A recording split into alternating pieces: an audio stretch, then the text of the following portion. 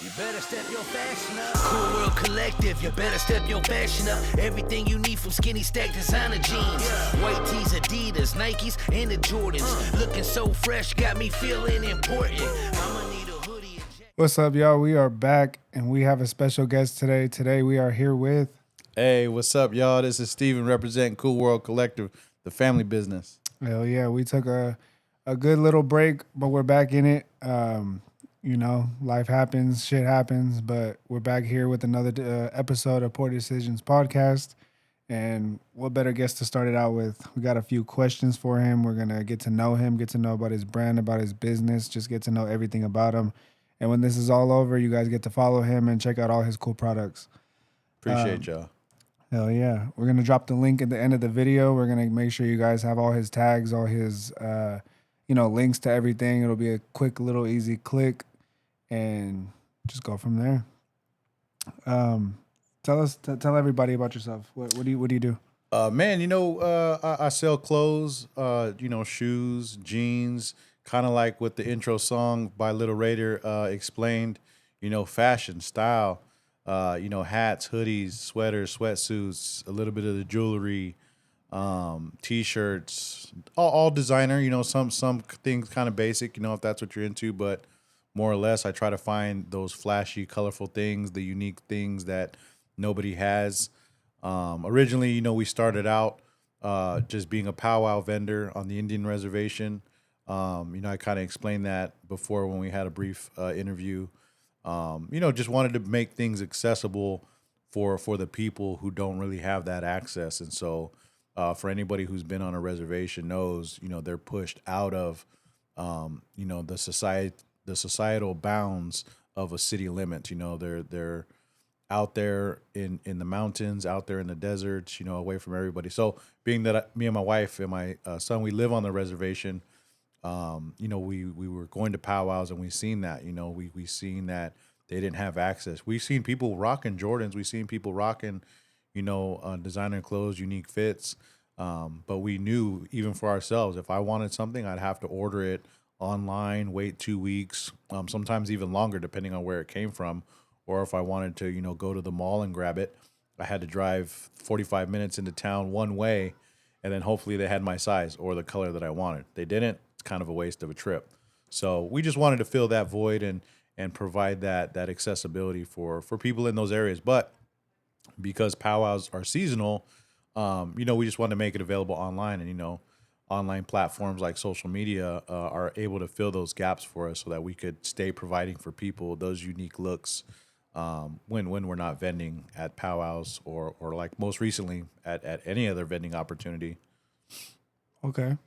And what inspired you to start all that? I mean, I can completely understand like waiting for days upon end to get your stuff, because when I hit order, I'm like looking out the window already, like checking the tracking. Yeah. Looking at your email. Did they acknowledge my order? Refreshing it every 5 seconds. Yeah, I can't. I'm a very impatient person, so I'm like, that's one of my things. Is like, that's something that stood out to me was the quickness. You know what I mean? Yeah. I'm always ordering stuff online, and I'm like, I'm out that window. and that's what it is. Like I said, I'd go shopping for my wife and my son online because I always wanted to find them things that nobody else had in the area. And I know, that's kind of how fashion and style goes. If we look at some brands currently, when they drop a shirt, they're only going to drop X amount because they want to have that exclusivity so that they could, make it worth, have a more of a value, because it's like, hey, there's only 100 pressed, so get yours if you want it. And so they're able to kind of name their price. And so that's, because I like getting things that are unique, for my wife and my son, I understood that, because I like fashion, I like style, I like having that look that nobody else has. And so by knowing that want, I was like, you know what, I could also provide that, especially like I said, in those areas where people aren't, and I'm like, hey, I kind of see what the style is, what the fashion is, and if I can provide that with my eye of what I like and provide that, then that's what I do. Right.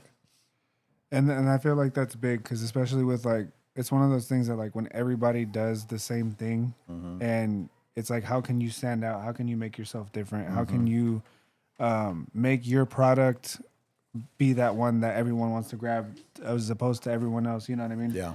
And I feel like that's big, and I feel like just like the shipping thing alone, or just like the express thing alone, is like what makes that stand out. Yeah.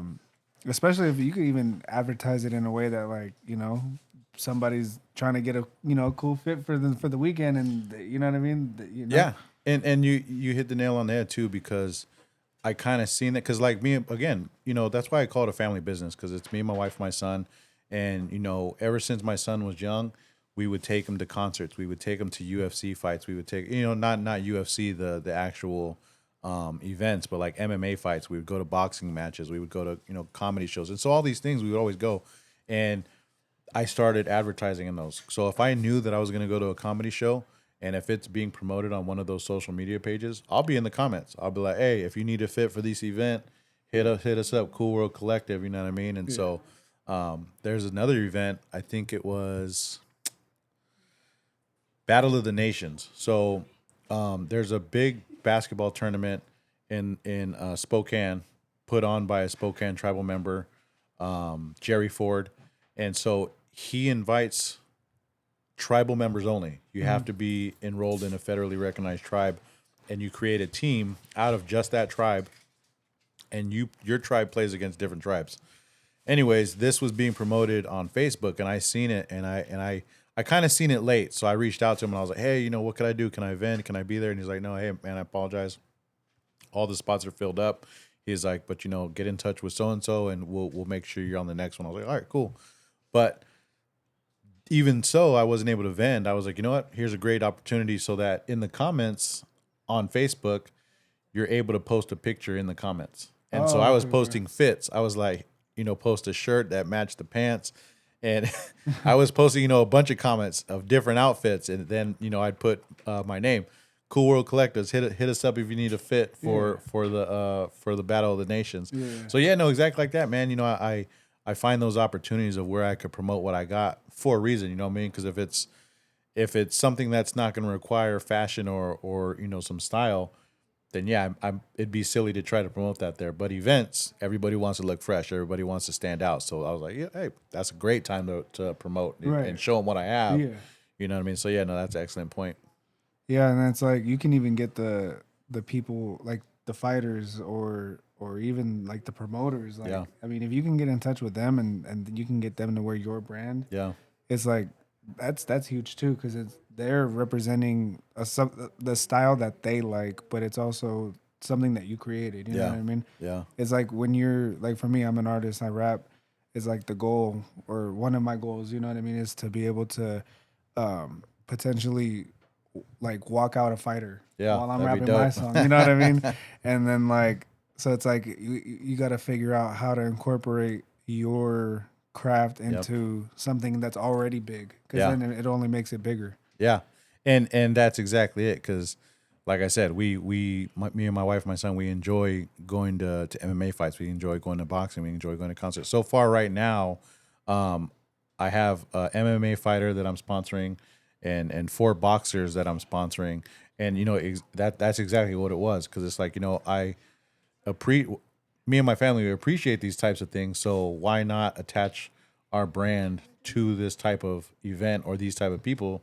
Because again, you know, everybody at these events, like, have you been able to go to like any of those types of events? Or, you know, I'm sure when you do, you see, you're like, oh damn, okay, everybody's styling, everybody's wearing the best stuff. So exactly, you know, and so when I sponsor these fighters, that's what I try to do. Is like, hey, you know, if I could help you out with cash, I'll do that. Or if I could help you out with a fit, you know, let me know your sizes, what shoe size, what pant size, what shirt size, what are your colors, what do you like?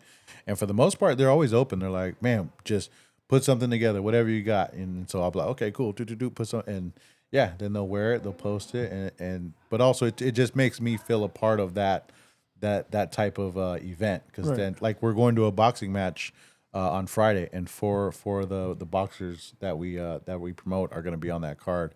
And so, yeah, it's just awesome opportunity, man. But making those connections, building those relationships to kind of tie our brand into those established events. So yeah, no, man. I mean, that's kind of things you got to think about, and you know, thankfully, you know, the Most High put that in my brain, put that on my spirit to to see that and to create those connections, because I would hate to have to be a part of something that I don't even enjoy. Yeah, exactly. Just to make a dollar. Yeah. And that's what the best part Yeah. about it is that, like I was saying, like, this is your creative path. This is something that you enjoy. So it's like you doing this not only for your business, but like just it's doing it because you want to is what makes it even more better. Like, Yeah. it's the same thing like with anything. I mean, it's like with work. It's like it's not work if it's something you love, right? Exactly. Yeah. So it's like, yeah, you already know. Yes, sir. And even one of the fighters, like, I was talking to him. It was like, hey man, I was like, do you have like a nickname that you use, or do you have, a picture that you like? I said, because I got someone who makes shirts. I said maybe we could work on creating you a shirt, to promote for your fights, because again, it's a business. So if we could promote who he is through the fashion, through a t-shirt and sell that t-shirt, not only does that return my investment, but it also, with the extra money that's made, then I could then in turn help support them with their gym fees, with their travel fees, with their hotel stays. So it's just an all around helping build each other up. Because I mean, I don't anticipate or expect to be like a millionaire off one shirt design. You know what I mean? It's more about, like I said, building relationships and being involved with that people or those people, to help them acquire their dream, but also to help me get that experience with my brand or my business, to see what works or to see what I'm capable of doing. Right. But again, establishing relationships, because then, like I said, there's that guy that I know who has the garments, who does the printing of the shirt. So then it's just like it creates less work. You know what I mean? Like, I don't have to go out and searching overseas or out of state to find a supplier. Like, it's all right there.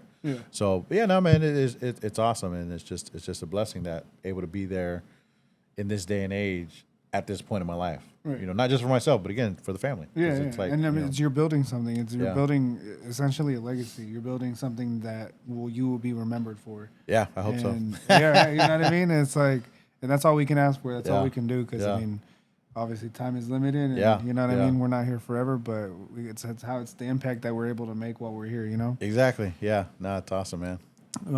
What is something that you would say that people assume about your business, but it's not completely true? I mean, I would think people probably assume that I have, every size, every color, because like I'll promote something, and they'll be like, hey, I like that, but do you have this size, and I'm like, no, because when I promote something, I typically try to say, hey, this is what I have, this is the size, this is the color, you know what I mean?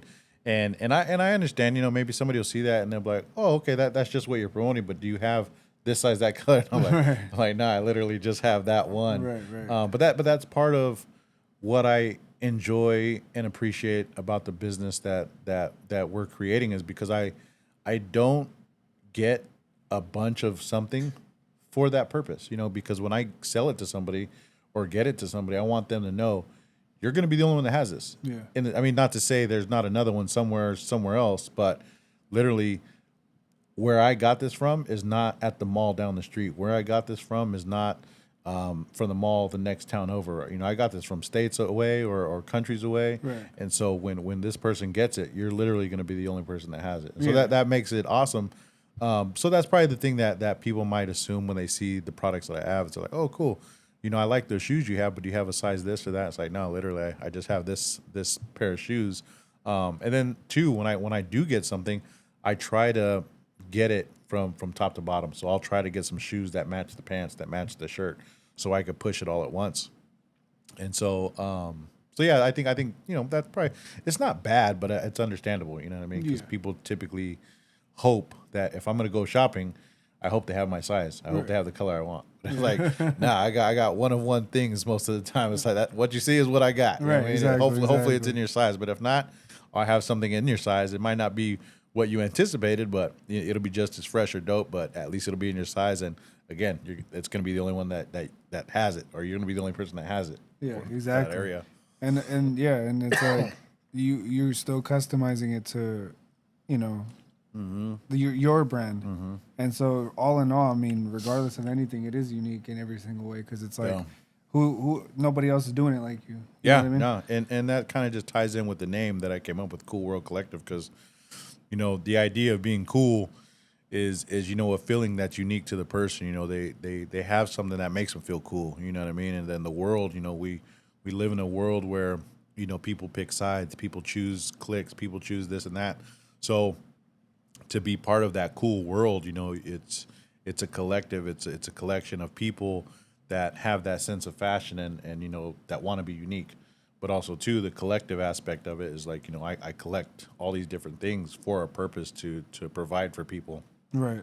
But yeah, no, so it just all fits, man. It just kind of happened, not necessarily overnight, but I didn't plan this out 3 years ago, 5 years ago. It just kind of happened. Like I said, we were like, hey, bought some items and a powwow was coming up. I'm like, let's sell these items at the powwow, and did really good. And I was like, oh dang, we got something, we could do this, you know what I mean? So we just started doing it. But yeah, no, it's awesome, man.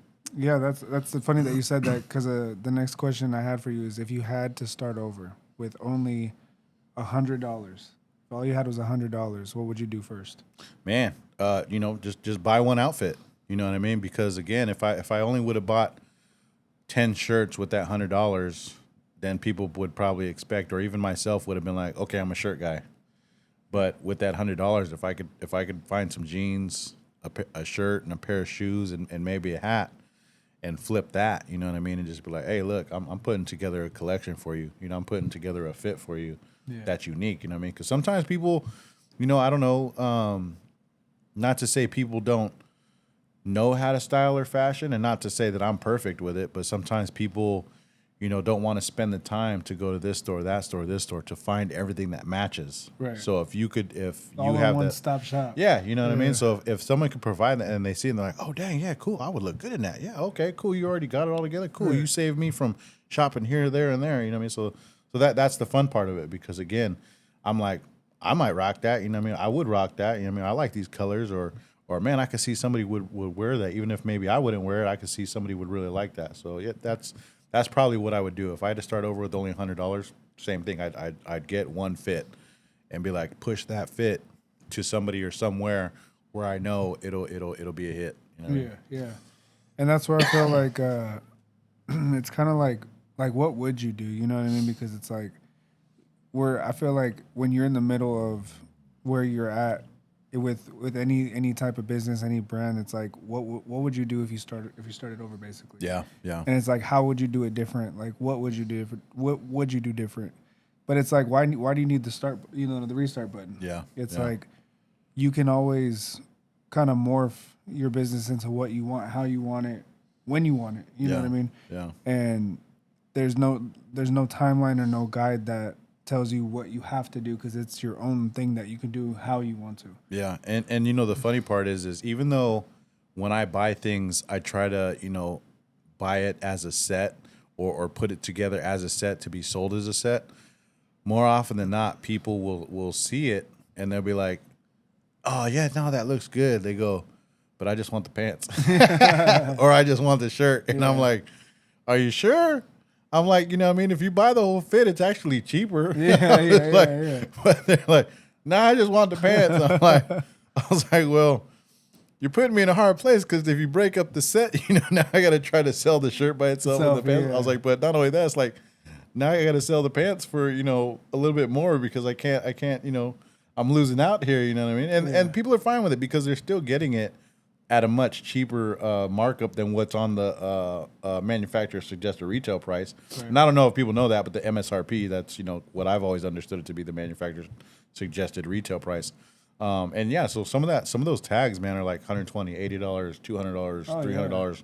Yeah. And so, I'll see that and I'm like, considering what I'll get it for. Right. And I'll be like, I could afford to sell this at a reasonable price to break up the set, or even just let the person know, hey, you're really getting a good deal if you're looking at these tags. I mean, because this is an expensive fit, but you're getting the whole thing for $150 or $100, whatever. But yeah, so that is the funny part, is because sometimes people are just like, yeah, it looks good, but I just want the pants. And it's understandable, because sometimes too, that's the hard part. Like, okay, if I get a size 32 pants, in my mind I have to think, what size shirt does somebody who wears 32 pants wear? And for the longest time, I was thinking a large would be. I was gonna say medium or large. Yeah. And it's a medium. It's a medium? It's mostly a medium because Oh, I was shit. getting larges, 32s, and then like a size 9 or size 10 shoe, and then people were like, "Oh man, I'm a 12 or I'm 11, and I'm a 32 pants. Oh, but I'm a medium shirt." And I was like, "Dang!" So then it helps me though too because then I'm like, okay, now I know how to purchase a little bit better. You know what I mean? Because people that are that size pants, they're probably a medium shirt or they're probably 11 shoe. So it's not always necessarily what I think because in my mind I'm thinking, oh yeah, no, that'll fit. But it's like some people are like, nah, I'm a medium or I'm a large, or so it helps me too and gain that experience. So, but yeah, no, it's fun. Yeah. It's a learning I was experience. gonna you know say what I it mean? feels like a Tetris game. Like you gotta like Make it fit, make it work. Yeah, Yeah. And if not, like, do all the bricks fall down, or does it, you know what I mean? Like, Well, and so exactly that. It's like, okay, well, I'm not gonna throw the fit away. Right. I'm not gonna just put it in the back of the room and hopefully one day it sells. It's like, okay, well, you know what? Now this is a promotional item. yeah, Now I could try to do a raffle or even give it to one of the people that I'm sponsoring. Yeah. Because most of the time, they're not picky per se. They're just like, hey man, just hook me up with something. I'm like, okay, cool. And it's not that nobody wants it or that it's poor quality. It's just that that's not the look or that's not the color or the style that people are wanting. But it's like somebody who's like, hey man, I'm not picky. Just especially if you're getting it for free. Yeah. As a promotional item, like I said. So then it's like, oh cool, these are still dope. But then they see, oh shit, these are $100 jeans. Okay, well, I'll still wear it. You know what I mean? So it ends up working out. You know what I mean? So the bricks fall, but they still fall in place somewhere. You know yeah, what I mean? exactly. And then it's like all about building your foundation, building your structure. Because if you have a solid foundation, you can build a mansion. So, exactly. Yep. Yeah, Don't want to build on sand. Yeah. Because then your foundation just sinks and crumbles. Exactly. Yeah, that's awesome. What would be your? So how long have you said you've been doing this? Man, so I want to say it was the last powwow I'm horrible with time, but I want to say it was last Labor Day. So it was just we're barely coming up on a year. This next powwow that's coming up, and that's Labor Day. Okay. So yeah, man, a little less than a year, but man, we've made real good progress in that year, considering too that me, my wife, and my son, we all have regular 9-to-5 jobs. You know what I mean? But when vending opportunities come up on a weekend, on a Sunday, or middle of the week, we try to take advantage and just say take time off. But yeah, man, less than a year, and we're making progress. Yeah, and I mean like there's like a lot of big events too, like around the city, like anywhere where you could do like a little pop up, and like you don't need a license to, you know what I mean? It's not like you're selling food or something. Exactly. You know what I mean? So it's like it's easy. You just set up the table, put everything out there, and then it's like at that point they're right there. They don't even have to order it. You know what I mean? Exactly. No, that's the fun part too, because I'm naturally a people person. So being in those public settings is like natural for me. You know what I mean? Like I'm not afraid to talk to somebody to draw them in. You know what I mean? Because I know. Because I used to work at Ross when I was younger. I used to work at Fashion to You in Vallejo when I was younger. And so, when people are shopping, I get it. People like to have their privacy or, not be bothered by a salesperson. Right. But, like, you kind of develop a sense of when somebody needs help but doesn't want to ask. Right. And so in those vendor-type settings, people will walk by and, kind of keep their head down. So I make it a point to be like, hey, acknowledge the customer. Hey, how you doing, man? If you need anything, just let me know. Or is there a certain something you're looking for? So it's fun, you know what I mean? But yeah, no, the pop-ups, the vending opportunities, that's like my bread and butter because I like engaging with the people. Yeah. Like the online setting platform, it's like I don't get that opportunity to necessarily reach out and say hi, or if somebody hits a like, that I'm in their DMs. Hey, I seen you like this. What can I ask? Can I offer it to you? Because I don't want to be a weirdo or a creep or something. But if I get a like, it's all right, cool. What I mean? I'll wait till they leave a comment. I'm not going to be, super pushy. But at in-person events, I love engaging with the people just to get the feedback too, because then they'll tell you, they're like, oh, these are cool, but these aren't really in style. Like recently, we did a car show in Boise, and I like this story because the things that we have like skinny jeans, we have stacked jeans, we have baggy jeans, designer jeans, you know what I mean, with prints, with patches, with DTF on them. We have shirts, super colorful, sweaters, hoodies, shoes, everything colorful, you know what I mean, because I like to have a lot of color. But in Boise, it was awesome because a lot of the gente that's out there, they still rock the Cholo style. You know what I mean? Okay, they still rocking the Stacey Adams, the shiny shoes, the Cortez, the Converse, the Chucks, the Reeboks, the Levi 501s, the Dickies, the Ben Davis, the Charlie Brown shirt. You know, so they're still rocking the Cholo style, which is awesome. You know what I mean? And so with what I was promoting and selling out there, I was looking at the crowd and I'm just like, dang, that's gonna be a hard sale. Like, you know, because I don't expect, you know, the gente to be like, oh, we're gonna change our style just because you brought this here. Right. You know what I mean? But it was fun to engage, but also too, it was just good to see people still holding true to what's good, what's natural to them. You know what I mean? Because I wouldn't want somebody not caring to change. about what society has to say or about, what the new style is. You know what I mean? So that was a learning experience for me. But again, I was still happy to be there because the other part of that story is, you know, you have the females out there who are you know, dressed up real nice, you know, and you know, they're not wearing, you know, some sneakers with their nice attire. You know, they're wearing like heels or pumps or whatnot. And so being at an all-day event like that where you're walking like to look at all the cars and standing at the concert and blah blah, you know, it's probably hard to be in those types of shoes for that period of long time. So we had like all white Nike Air Max, all black Nike Air Max, you know, some Cortez and different things.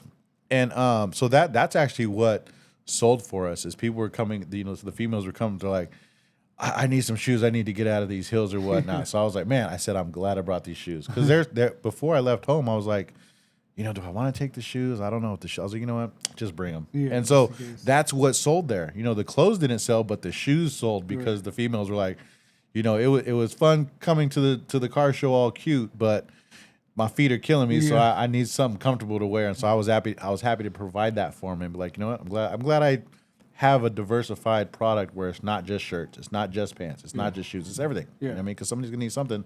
I would prefer to sell it as a fit, but if there's something I have that you need, you know what I mean? Like even if it's cold and you forgot your sweater, if I could sell you a sweater to stay warm, cool. You know, let's do that. But that was awesome. You know, you get some Cool World Collective flip flops. Exactly, and you know, and that's what the lady said because that's the one thing I didn't have was socks. And so she was like, "Well, do you have socks?" And I was like, "Dang it, no, I don't." So that's why I was like, you know what? I was like, that's what we got to do. We got to get some socks and throw the Cool World Collective logo on it and be like, hey, if you buy shoes here, you get some socks. Because actually, what I did is I had a ton of insoles for your shoes, and so in my mind, I told myself, I was like, you know what?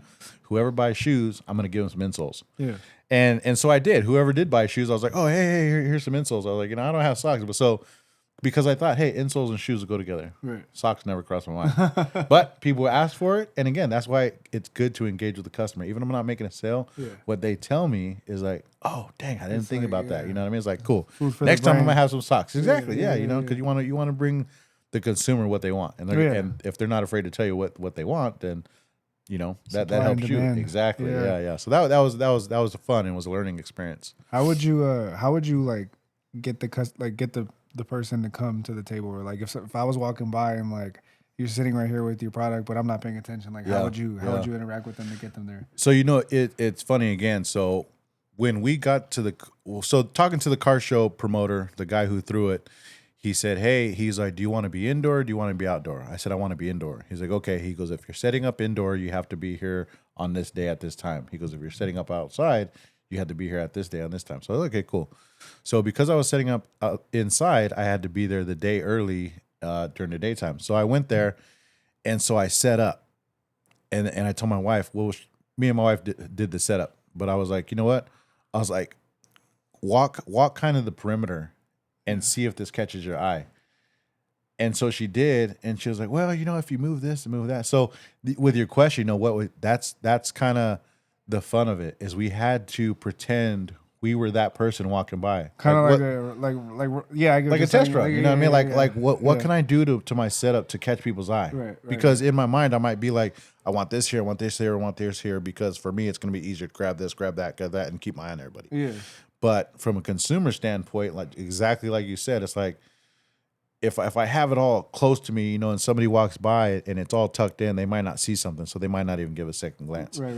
But if I have these things set out a certain way that are attention grabbers, more or less, people are going to be drawn in. So you got to put your like shiny bells and whistles out in front. Exactly. And so, and like I said, a lot of the stuff we have is colorful, you know what I mean? And so I have a canopy, and the canopies, they come with the little, the canopy that goes over the frame. Yeah. So my wife, she was like, why aren't you going to put the canopy on the frame? I'm like, no. And she was like, why not? She goes, that seems silly and I was like, well, we're inside, so we don't necessarily need it because we don't need shade.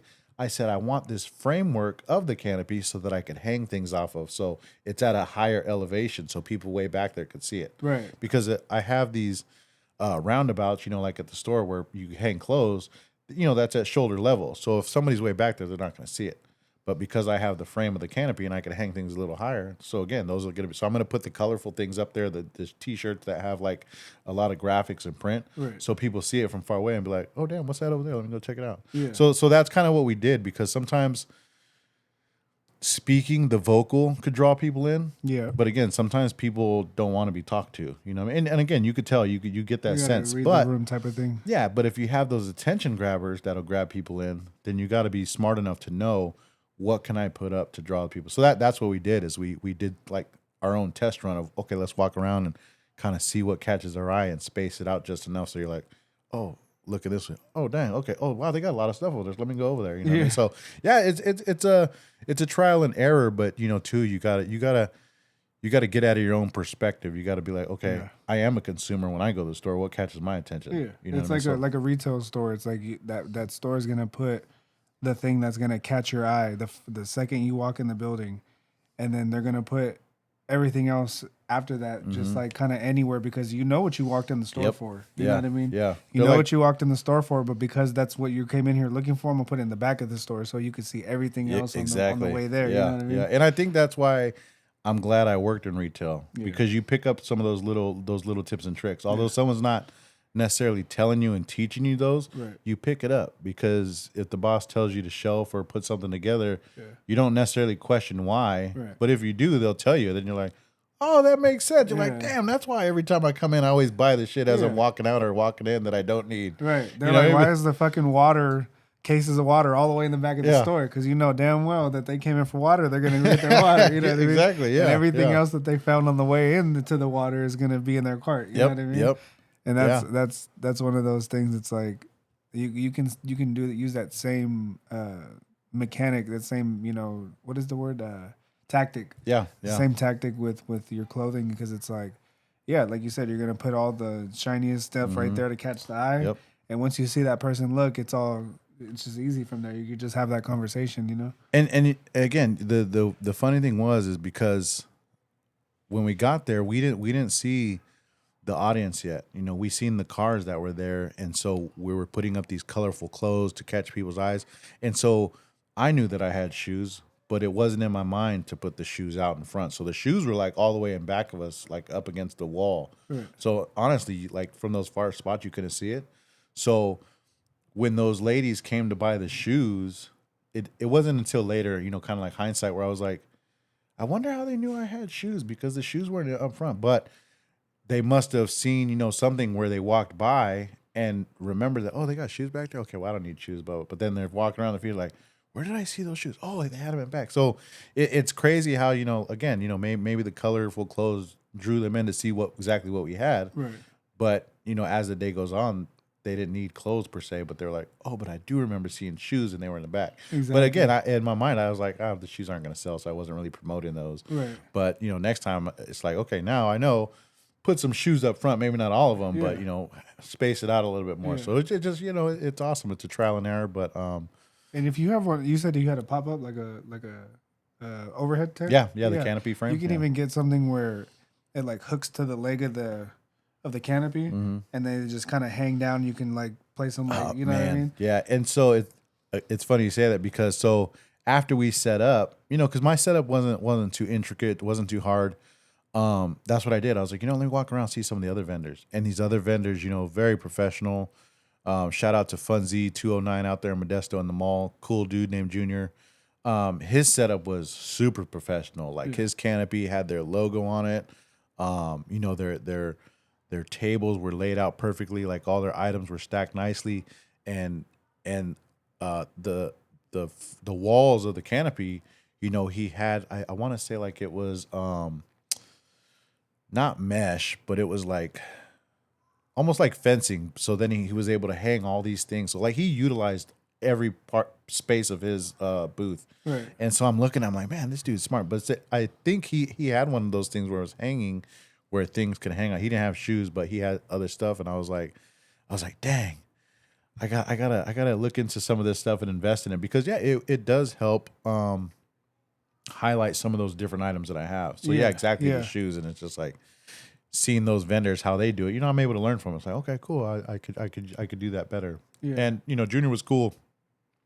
He came and talked to us, and he was, you know, giving me tips and tricks about what we could do better, or you know, even just talking about other vending opportunities for the future that we could look out to. And I was like, oh man, you know, so it was cool, dude. It was a great interacting with other vendors and seeing how they did their setup. But yeah, because you know, we lend and ideas, bounce ideas off each other. So it was super cool. Yeah, it's one of those things too. It's like you see the process that everybody else has, and it's like you're not necessarily copying it, but you're paying attention to the little tips and tricks on what makes them successful, and then you can kind of flip it into your own process to make it either even more successful or, you know what I mean, just have your own process, you know. Yeah.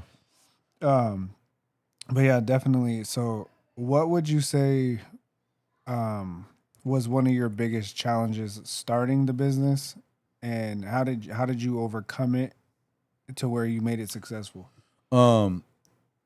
One of the biggest challenges, I know we spoken about it at the park, is time. You know, it's a challenge for everybody in any aspect of life, honestly, if you ask me.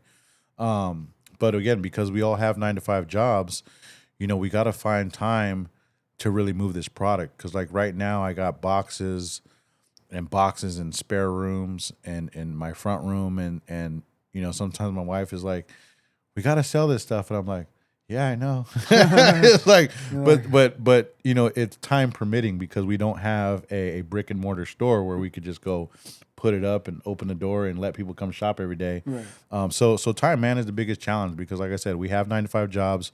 We're looking at vending opportunities that make sense for us to be profitable. You know what I mean? Because I'm not going to go to a farmer's market where they're selling fruits and vegetables and be like, hey, you guys want to buy a shirt? You know what I mean? Yeah. Because those are happening all the time. Not to say that it wouldn't work, but it's just in my mind, it's like, you know, I'd rather go to a car show. So yeah, time is just the biggest challenge, and the way we're able to overcome that is you know, again, advice from Junior from Funzy is he was saying, you know, he's like, look at what vending opportunities are happening and plan your year like that. Right. He's like, look what makes sense for you and plan like that. And how can you utilize and expand on the opportunity that's at hand? Yeah. Yeah, and especially without having to take so much time off work. You know what I mean? Like if it's a day that's naturally my day off, and I could make it, then cool, because then I'm not burning my PTO, right. And then I could utilize my day off to make some extra money. You know what I mean? And right now I'm working 4/10s, Sunday through Wednesday. So yeah, I'm able to have Thursday, Friday, Saturday, but I'm still able to observe, you know, my Sabbath, and still have those opportunities to make those sales or make those vending opportunities.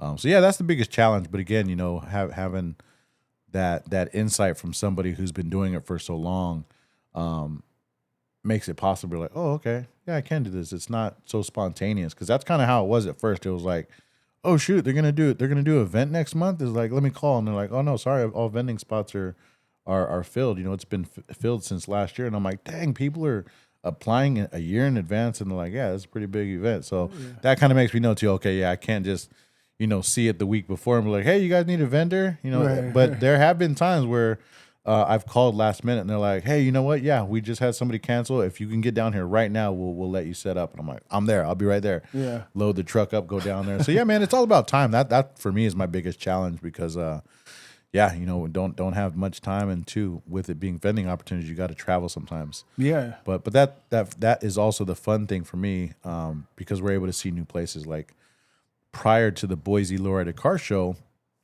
me, my wife, and my son, we went to a boxing event in Nampa, Idaho, and I was surprised, because I would never think that people would want to buy, gear or something at the boxing event. Right. Like I tried to promote it prior to the event. Hey, I'll sell you a fit before the event, but this one I was like, you know what? Let me go set up over here because we were promoting a fighter. Shout out to Ryan Bailey, and we set up there. And I was surprised. We got so much traffic, so many inquiries. People were like, "Oh, what do you have? Social media, blah blah." And it was a much shorter venue. Yeah. But we did pretty well for that type of venue. And I was like, "Dang, I would have never guessed at a boxing at an actual boxing event." People were like, "Oh, I need a jacket. Yeah. Oh, yeah, I'll take some bands." And the jewelry that's what really sold at that event. I was surprised. Dudes were buying bracelets for their old ladies. Kids were, kids were buying chains. Oh, shit. And so I was like, wow. I was like, man, that's cool. People actually, I was like, I would have never guessed. But, again, like you were saying earlier, you miss 100% of the shots you don't take. Yeah. And it was like, I like boxing. At least, if I'm there, I get to watch the fight. But also if I get to sell some things, do that. So yeah, if you keep it all in your head and you're like, well, I might go for this or I might go for that. It's like you might as well just not fucking do it at that point. You know what I mean? Like, don't ride the fence. Just do it or don't. Yeah, I mean, it's like you got to go for it, and if you don't, that's the consequence that comes with it. Yeah, it's like if you really want it, the least you can do is try, and if you don't try enough, then then you live with regret. Exactly. You're like, man, I should have did this. Or I wonder what would have happened. And you probably would have been successful. You exactly. know what I mean? Exactly. I mean, if not the way that you imagined it, at least a little bit, and maybe that would have motivated you to go through with it even more and invest more in yourself. But either way, I mean, if you're not investing in yourself, if you're not giving yourself the right tools, if you're not using the right tools, it's not going to happen. Yeah, exactly. What advice would you give someone listening to who wants to, how do I say this? What advice would you give to someone watching right now that would want to start in that same path? Basically, like exactly what you said previously is just do it. You know what I mean? Yeah. Give yourself the opportunity to at least fail, because if you fail, at least you can look back and be like, okay, this is what I did wrong. This is what I could do better, and then do it again. You know what I mean? Because people, like you said, typically they go, oh, should I, shouldn't I? And it's when you have those conversations in your head, you actually convince yourself to not do it. Right. You know what I mean? So that's the advice I would give anybody is like, just do it. You know what I mean? What do you have to lose? You know what I mean? If you buy a box of clothes and you don't sell them, you got some gifts for friends. If you want to give a shirt to somebody or a friend, or you got something to give, you're not coming out of pocket to go buy something.